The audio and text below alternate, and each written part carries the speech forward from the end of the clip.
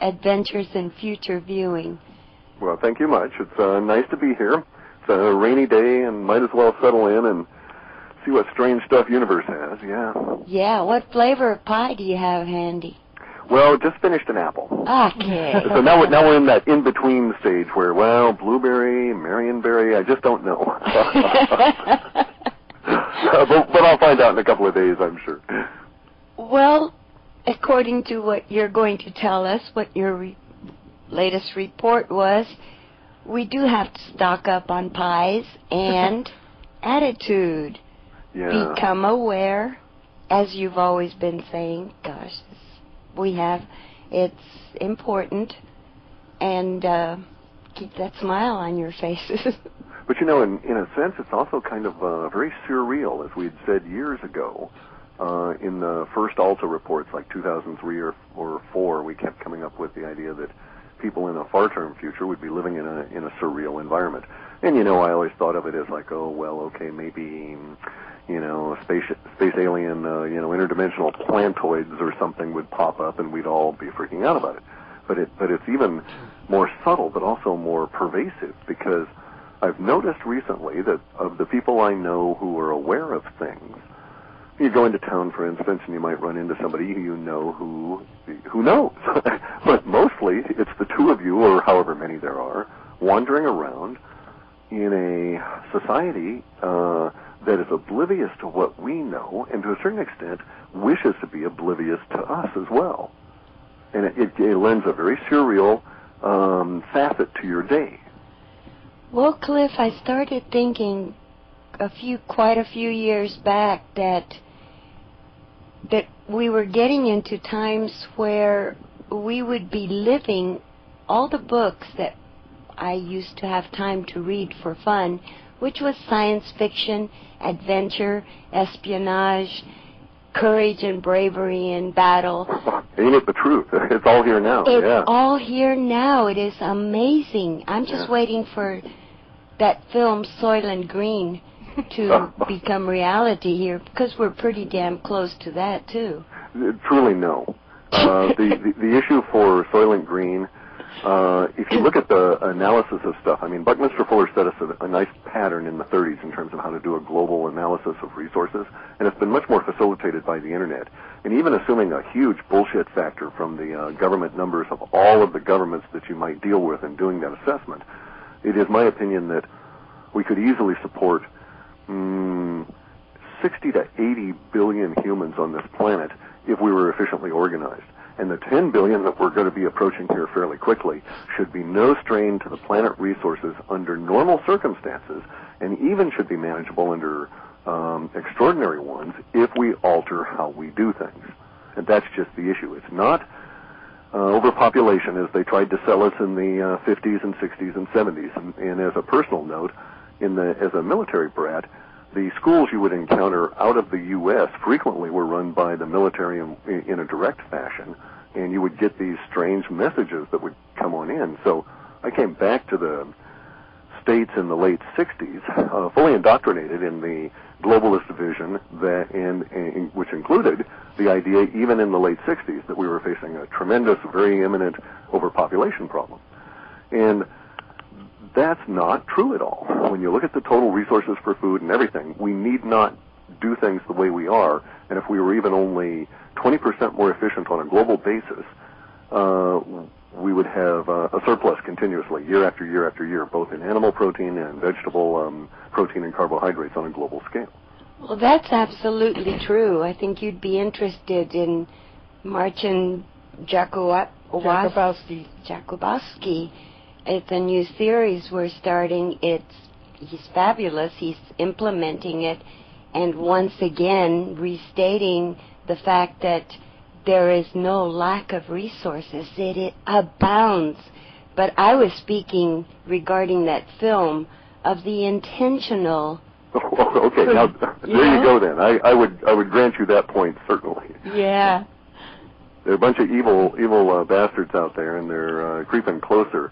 The real problem at the moment on a broad scale, especially observable in our data over the last 4 or 5 years, is that the level of fear driving the powers that be and their minions is very high. Compared to even 5 years ago, we're probably more than tripled. I'll have to go and actually do a numerical analysis, but I believe we're more than tripled in current day-to-day values of the fear language and the powers that be over that period of time.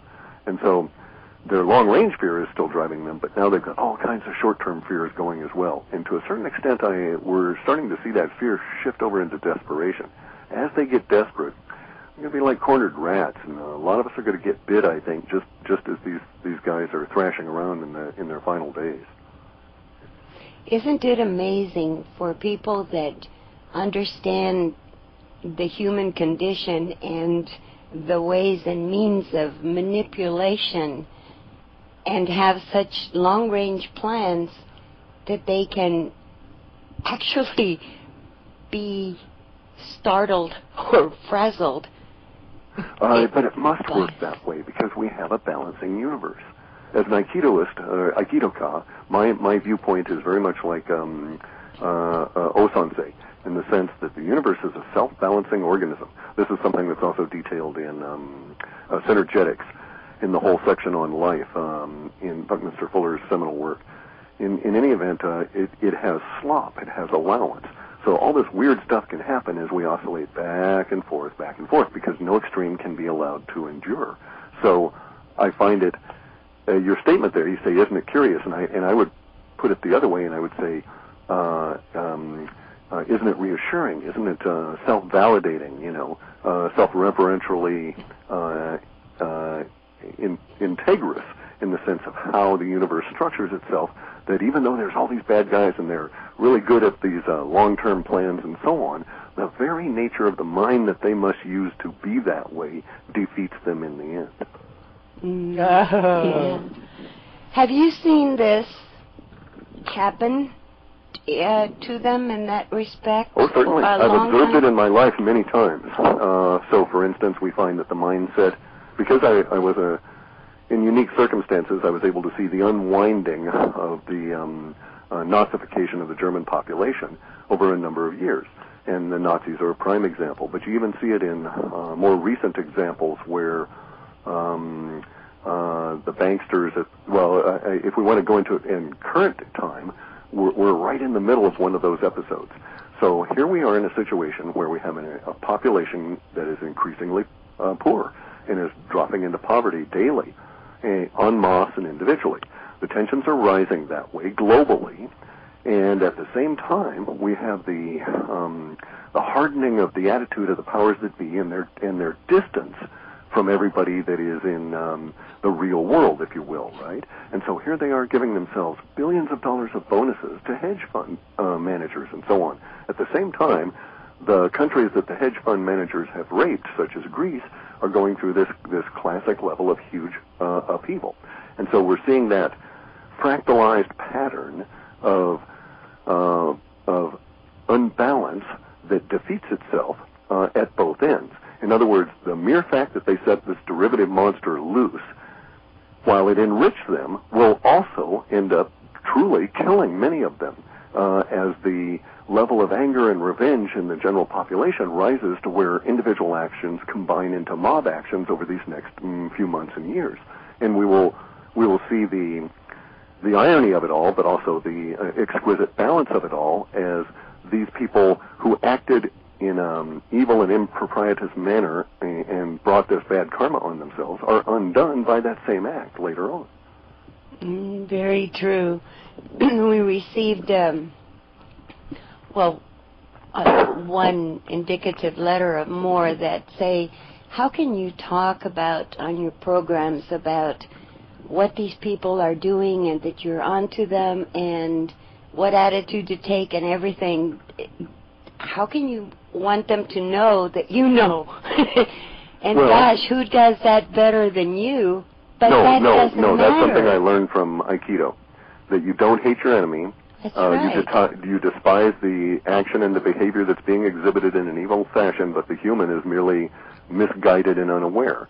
And in order to make them aware, you must be absolutely honest with them in terms of how you're going to deal with them, if you see my point. Sure. They have to actually also pay attention to those rules.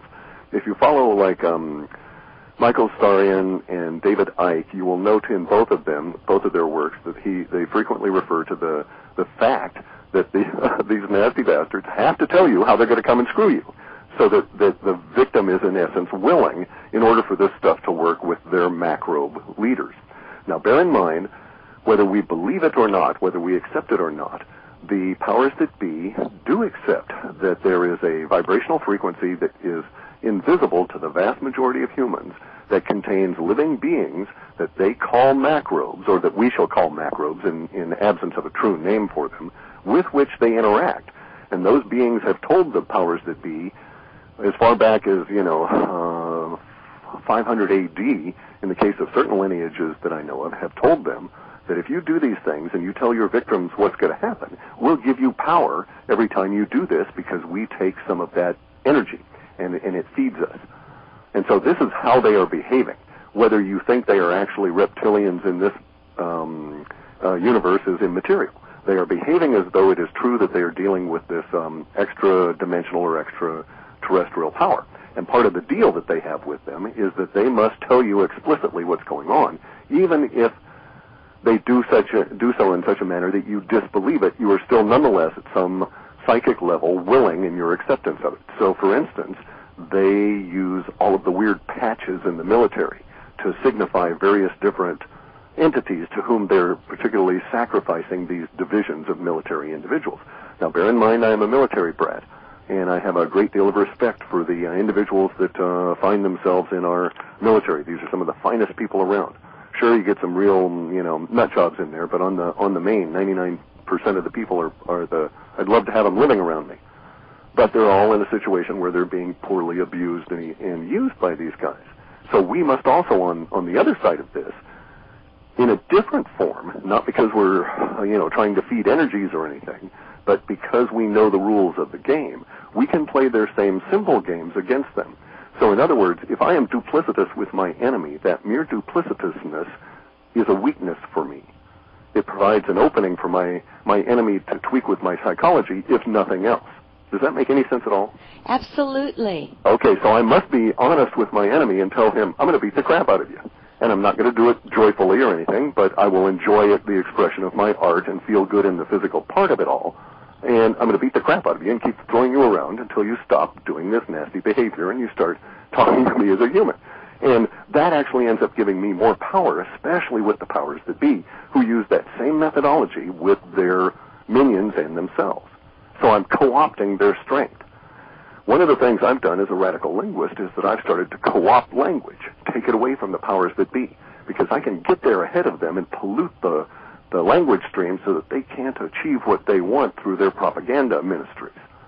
I don't know if anybody's ever noticed, but we were a year and a half ahead of the use of the word revolution, and they had slated to use it, and it fizzled when they had brought it up through the CNN kind of thing, right? And there were a number of these instances that George, you and I can probably detail if we sat down and think about it, where we knew certain words were going to be power words, and you know how they'll repeat them endlessly, over and over and over and over again, like they changed the term from soldier to troops, and we don't hear soldier anymore. And they have all these power words, and when they work, they go with them forever. Global warming, but the